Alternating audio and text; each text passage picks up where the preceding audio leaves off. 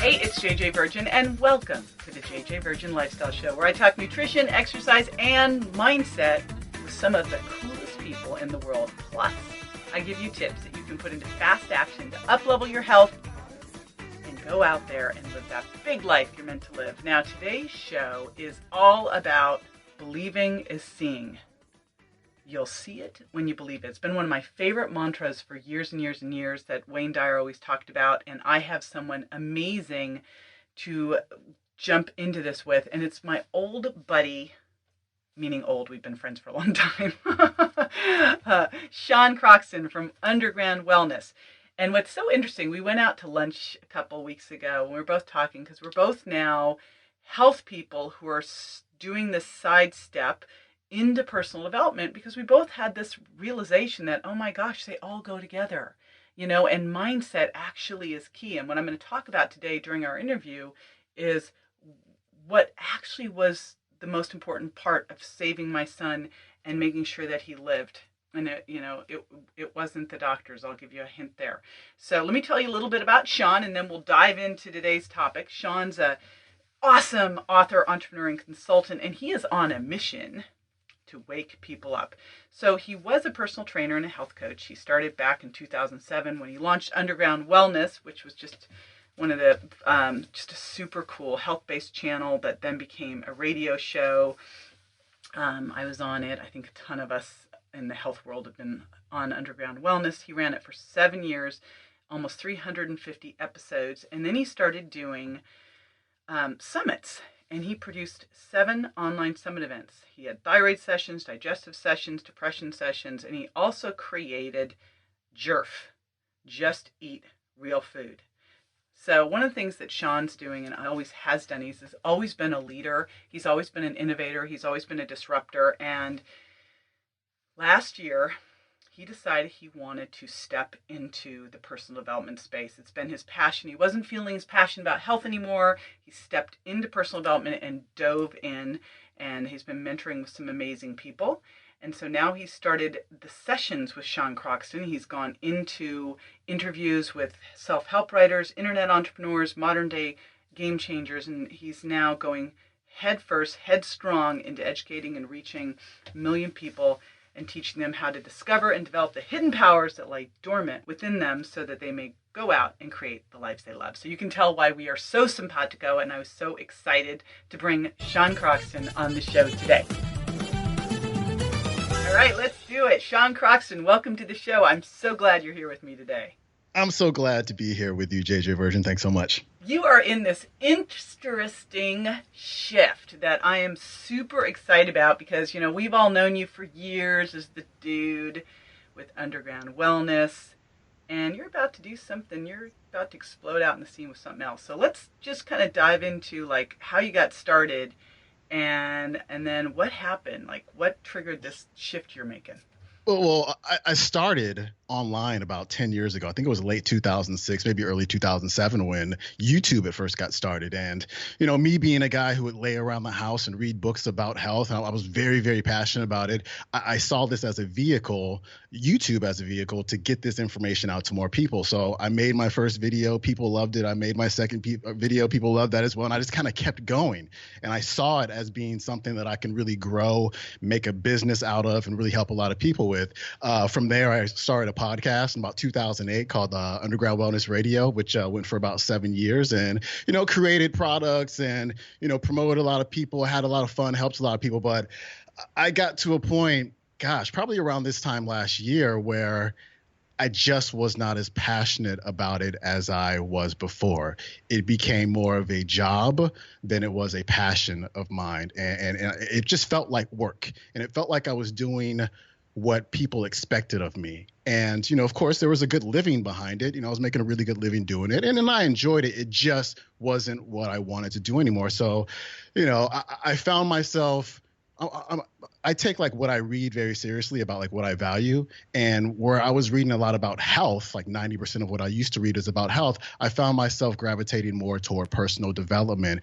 And so I said, you know what, I can't continue to do something that I don't want to do anymore. So let's go do something new and, use this whole model that I built, but for something else, which is personal development. And you know what's so interesting, Sean? I know we talked about this because we're kind of in the same place. That's why I'm super excited about this shift for you is shouldn't they really be so closely integrated anyway? Yeah, they certainly should be, and it would be amazing if health practitioners, new personal development and personal development people knew how to help get people more healthy. But there's only so much that we can learn in so much time, and I think uh, one thing that I really wanted to do in the health space was to help people to find the root cause of their health conditions. And for a long time, I felt like I was doing it. And actually, I did for a lot of people. I'll get emails from people saying, "Oh my God, you helped me to find out that my thyroid problem was caused by this, and I was able to do this because of it." But I also feel like there's a lot of people whose root causes for their illnesses have to do with what's going on inside of their heads and how they're using their minds. I remember being a functional diagnostic nutrition practitioner, and most of my clients, as much as I love them, I thought that a lot of their issues were just stinking thinking. I know a lot of practitioners who are like, "Oh my God, I love my job, but I'm having a hard time with the people." And it's like, well, that is your job. It is the people. Yeah, that is their job. But they're like, "Oh my God, I just want to create a program so I can teach other practitioners how to do it because it's just really hard." You got to wonder, like, what came first? Was it the illness or was it the way that they thought? And the thing is, Sean, even it doesn't even actually matter. You can't disconnect the two. Right. Right? Exactly. And I feel like there's a lot of people who actually most people really are getting out of bed going, "Damn, I got to go to this job that I hate." They're just living lives that they don't want to live. They're settling. They put their dreams just off to the side in order to do something else to feel secure and comfortable. And inside, they know that that's not right.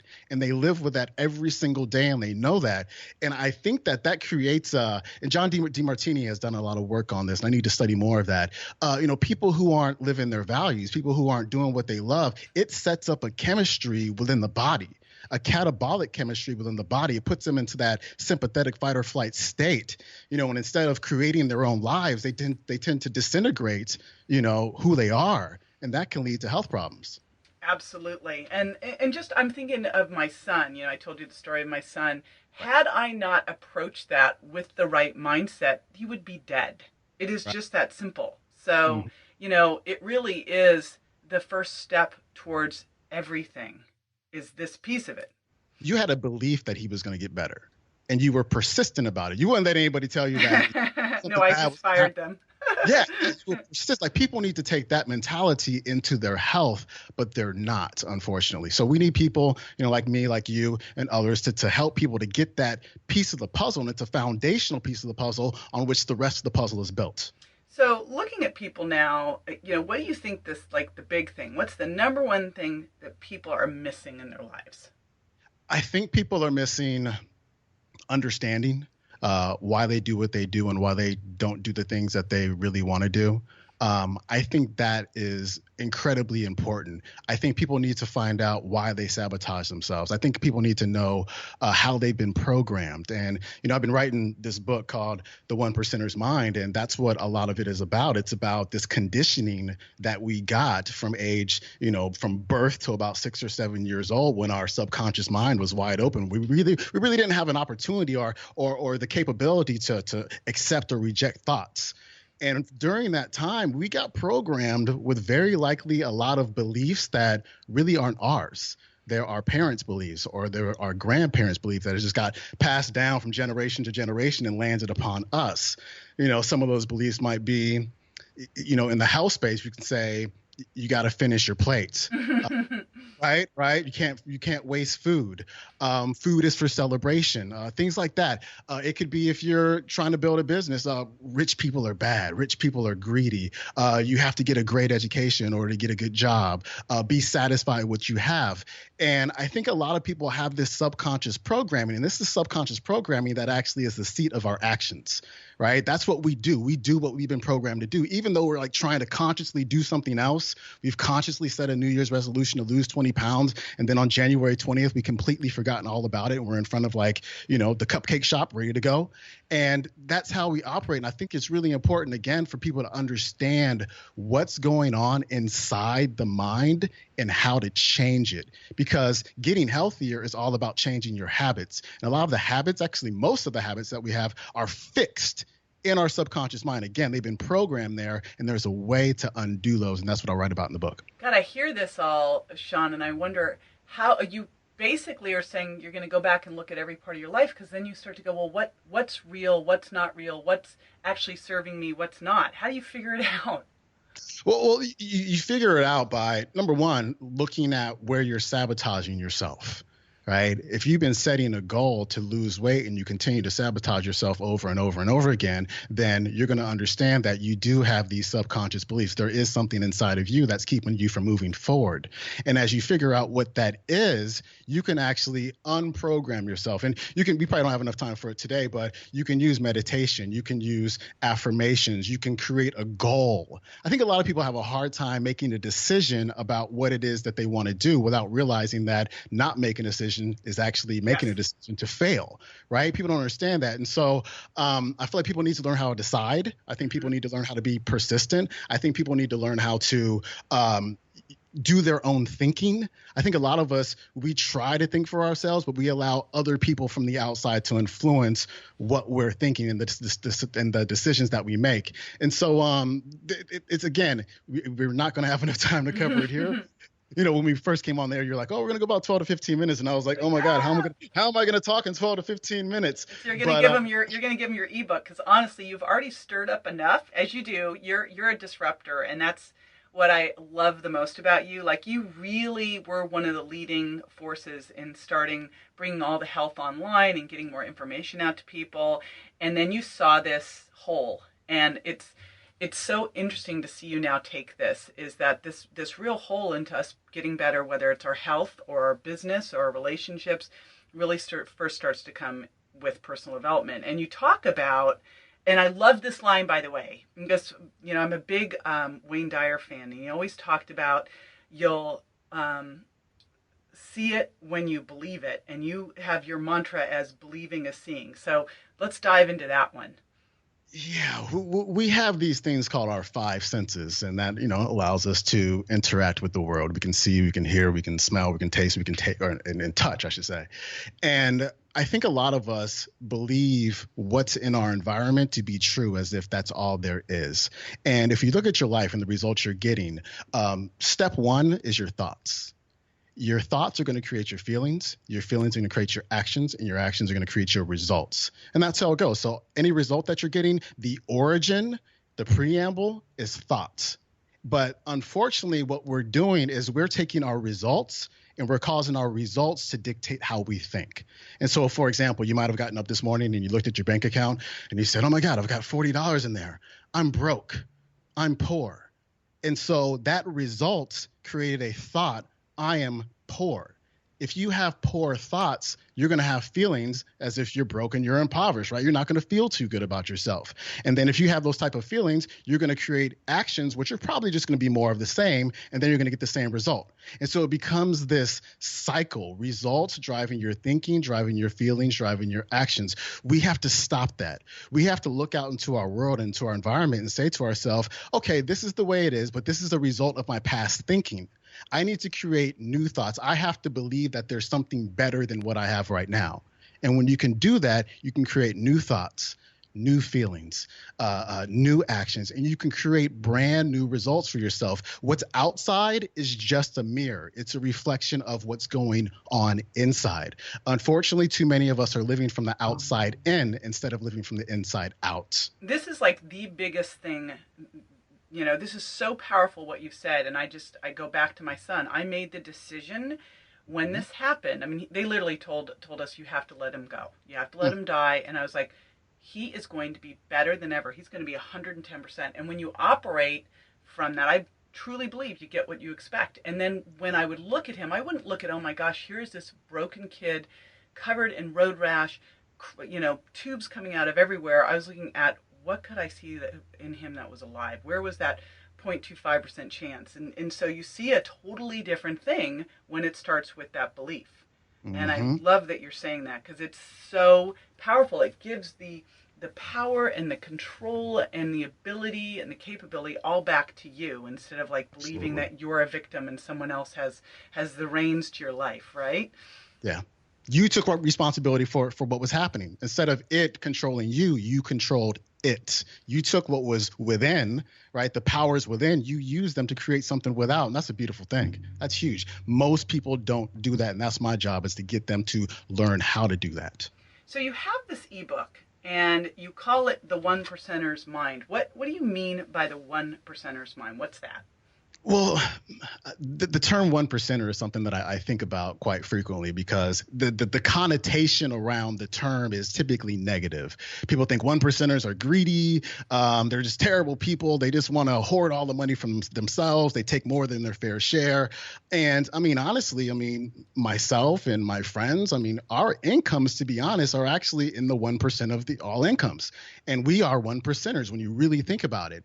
But we're all really awesome people. I don't feel like we really fit the mold that society has made of who the one percenters are. So I want to take it upon myself to redefine what that means. And when you really think about it, I was thinking, what percent of the population actually takes responsibility for their lives? What percent of the population does their own thinking? What percent of the population actually make decisions quickly and change them slowly, if and when they change them at all, right? What percentage of the population focuses on the giving and the growing before the getting? And when you really think about it, it's like 1%, maybe 2%, but 1% just makes it sound cooler, right? And so that's what I want to do. I want to help people to change their minds, to change their thinking, so they can be in this 1%, not just to make money, right? But to give, to serve, to do things for the benefit of the greater good, so people will remember you, so you'll have that everlasting life and leave a legacy on this earth.